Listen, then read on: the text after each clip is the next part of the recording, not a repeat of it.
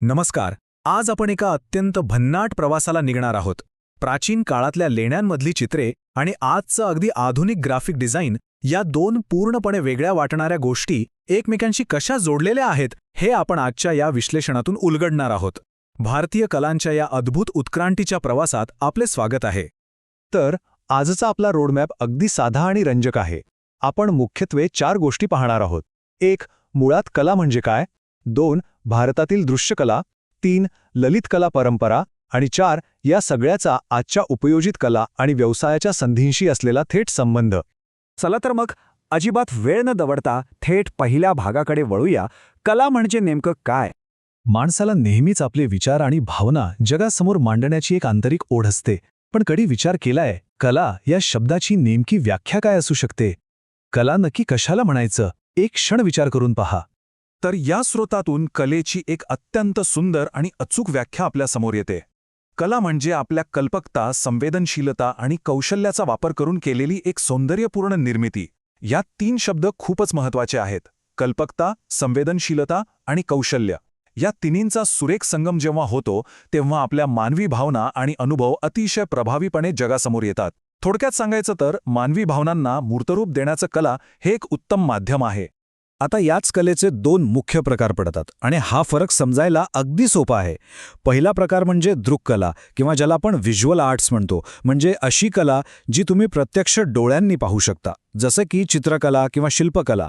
आणि दुसरा प्रकार म्हणजे ललित कला किंवा आंगिक कला, ज्याला परफॉर्मिंग आर्ट्स असंही म्हणतात. ही कला स्थिर नसते, ती प्रेक्षकांसमोर प्रत्यक्ष सादर केली जाते. यात संगीत, नृत्य आणि नाटक यांसारख्या गोष्टींचा समावेश होतो. आता इथून आपण पुढे जाऊया आपल्या दुसऱ्या टप्प्याकडे. भारतातील दृक्कलेची अफाट परंपरा. भारतातल्या चित्रकलेची विविधता खरंच थक्क करणारी आहे. इथल्या 3 अत्यंत भिन्न पण तितक्याच प्रभावशाली शैली पहा.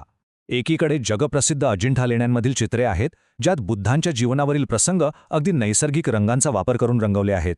दुसरीकडे आपल्या महाराष्ट्राची ओळख असलेली वारली चित्रकला पहा, जिथे अगदी साध्या रेषा आणि त्रिकोण चौकोन वापरून संपूर्ण मानवी जीवन रेखाटलं जातं. आणि तिसरी म्हणजे बिहारमधील प्रसिद्ध मधुबनी चित्रकला, जी धार्मिक आणि सामाजिक विषयांना एका वेगळ्याच रंगतदार रूपात मांडते. आहेत ना ह्या तिन्ही शैली एकदम युनिक.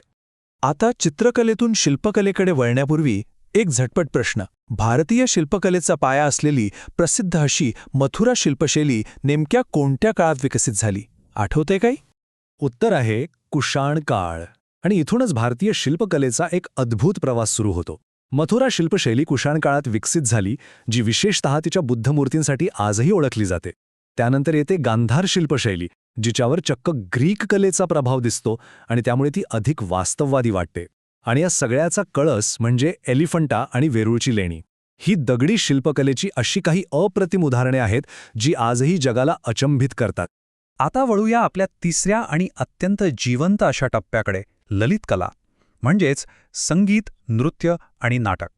आपण मगाशी पाहिलं तसं दृश्यकला स्थिर असते, पण ललित कला जिवंत होण्यासाठी प्रत्यक्ष सादरीकरणाची आणि ऊर्जेची गरज असते. भारतात हिंदुस्थानी आणि कर्नाटकी अशा 2 प्रमुख शास्त्रीय संगीताच्या दिग्गज परंपरा आहेत. आणि विशेष म्हणजे हा वारसा आजही तितक्याच ताकदीने जपला जातोय. याचं उत्तम उदाहरण म्हणजे पुण्यात दरवर्षी होणारा सवाई गंधर्व संगीत महोत्सव. आजही हजारो लोक या कलेचा आस्वाद घेण्यासाठी तिथे एकत्र येतात. आता जरा ह्या नकाशावर नजर टाका. प्रत्येक राज्याची स्वतःची अशी एक ओळख आहे. उत्तर भारतात कथ्थक, तामिळनाडूमध्ये भरतनाट्यम, केरळमध्ये कथक्कली आणि मोहिनीअट्टम, तर आंध्र प्रदेशात कुचिपुडी आणि ओडिशामध्ये ओडिशी. आणि ह्यात विशेष उल्लेख करायला हवा तो महाराष्ट्रातील अफाट ऊर्जेने भरलेल्या लावणी या लोककलेचा. संपूर्ण भारत नृत्याच्या माध्यमातून कसा जिवंत होतो याचं हे एक परफेक्ट चित्र आहे. पण हे सगळं एकाच जागी थांबलेलं नाही बरं का. भारतीय कला काळासोबत सातत्याने बदलत गेले आहेत. याचं एक उत्तम उदाहरण म्हणजे उदय शंकर. त्यांनी भारतीय आणि पाश्चात्य नृत्यशैलींचा असा काही भन्नाट संगम घडवून आणला की नृत्यकलेला एक पूर्णपणे नवीन दिशा मिळाली. यातून हेच सिद्ध होतं की जुन्याचा आदर करत नवीन प्रयोग करणं ही भारतीय कलेची खासियत राहिली आहे. नृत्याव्यतिरिक्त आपल्याला नाट्यकलेचीही एक अत्यंत भक्कम परंपरा लाभली आहे. भरतमुनींनी लिहिलेला नाट्यशास्त्र हा ग्रंथ म्हणजे या कलेचा मूळ पाया. या प्राचीन आणि शास्त्रोक्त परंपरेसोबतच तमाशा, दशावतार आणि यक्षगान यांसारख्या विविध लोकनाट्यांनी गावोगावी सर्वसामान्य माणसांचं वर्षानुवर्ष मनोरंजन केलं आहे आणि महत्त्वाचे विषय रंगमंचावर जिवंत केले आहेत. आणि आता आपण आलोय आपल्या शेवटच्या आणि अत्यंत महत्त्वाच्या प्रश्नाकडे, उपयोजित कला आणि आजच्या काळातील व्यवसाय. हे सगळं ऐकल्यावर एक स्वाभाविक प्रश्न पडतो की या सगळ्या प्राचीन इतिहासाचा आज आपल्याला काय उपयोग. इथेच उपयोजित कला किंवा अप्लाइड आर्टची एंट्री होते. उपयोजित कला म्हणजे सोप्या भाषेत अशी कला जी आपल्या दैनंदिन जीवनात वापरली जाते. कला जेव्हा रोजच्या आयुष्याचा भाग बनते तेव्हा ती उपयोजित कला ठरते. आजची अत्यंत आधुनिक आणि लोकप्रिय असलेले क्षेत्र पहा, जाहिरात, फॅशन डिझाईन, इंटिरियर डिझाईन किंवा अगदी ग्राफिक डिझाईन. हे सगळे उपयोजित कलेचेच भाग आहेत. आता विचार करा, जे कल्पकता आणि संवेदनशीलता प्राचीन काळी अजिंठा लेण्यांमध्ये चित्र रेखाटताना वापरली गेली होती, अगदी तशीच कल्पकता आज जाहिराती बनवण्यासाठी किंवा आपले कपडे आणि घरे डिझाईन करण्यासाठी वापरली जात आहे. कला तीच आहे, फक्त तिचं स्वरूप आधुनिक झालं आहे. थोडक्यात सांगायचं तर हा कलेचा इतिहास म्हणजे केवळ जुन्या गोष्टींची उजळणी नाहीये, तो आजच्या आधुनिक करिअरचा एक भक्कम पाया आहे. आज चित्रकार, शिल्पकार, संगीतकार, नृत्य दिग्दर्शक, अभिनेता, फोटोग्राफर किंवा डिझायनर म्हणून ज्या अगणित व्यावसायिक संधी उपलब्ध आहेत त्या याच कला परंपरेतून आलेल्या आहेत.